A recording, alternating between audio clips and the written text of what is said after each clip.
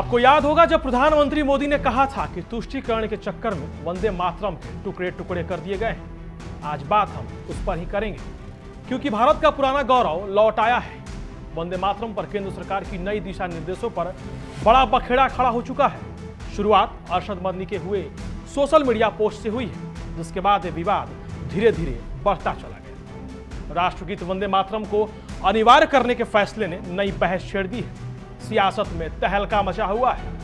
नमस्कार, आपके साथ मैं हूं आर्य अमन और बहुत स्वागत है आपका। बड़ी खबर से शुरुआत करेंगे और बड़ी खबर है राष्ट्रगीत वंदे मातरम को लेकर। केंद्र सरकार ने 28 जनवरी को नए दिशा निर्देश जारी किए हैं। गृह मंत्रालय के आदेश के मुताबिक अब सरकारी कार्यक्रमों में, स्कूलों में और सभी औपचारिक आयोजनों में वंदे मातरम बजाया जाएगा। इस दौरान वहां मौजूद हर व्यक्ति का खड़ा होना भी अनिवार्य है। स्कूलों में दिन की शुरुआत भी राष्ट्रगीत से की जाएगी।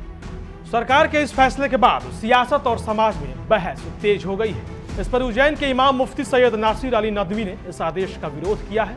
उनका कहना है कि यह धार्मिक आजादी पर हमला है और उन्होंने ये भी कहा है कि वंदे मातरम की कुछ पंक्तियां उनके मजहबी विश्वास के खिलाफ है।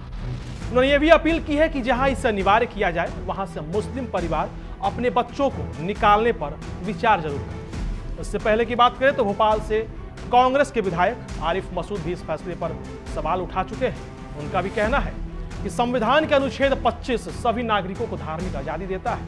उनका यह भी कहना है कि विवाद राष्ट्रगीत के सम्मान को लेकर नहीं बल्कि उसकी कुछ पंक्तियों को लेकर है। अब सवाल है कि स्कूली शिक्षा मंत्री राव उदय प्रताप सिंह ने साफ कहा है कि देश का कानून सभी को मानना होगा, चाहे मदरसा हो या कोई भी स्कूल हो, नियम सब पर बराबर लागू होंगे। अब बता दें कि वंदे मातरम 1875 में बंकिम चंद्र चट्टोपाध्याय ने लिखा था और आजादी के आंदोलन में यह एक बड़ा नारा बना। अब नए आदेश के बाद इस मुद्दे पर देश भर में चर्चा जारी है। उस वजह से हमारे बुजुर्गों ने, हमारे अकाबिरीन ने ये कहा कि ये तराना मुनासिब नहीं है। जो हमारा नेशनल एंथम है हम उसे पढ़ते हैं और पूरी इज्जत से पढ़ते हैं, अदब व एहतराम से पढ़ते हैं। हमको कोई इस पर आपत्ति नहीं है, एतराज़ नहीं है।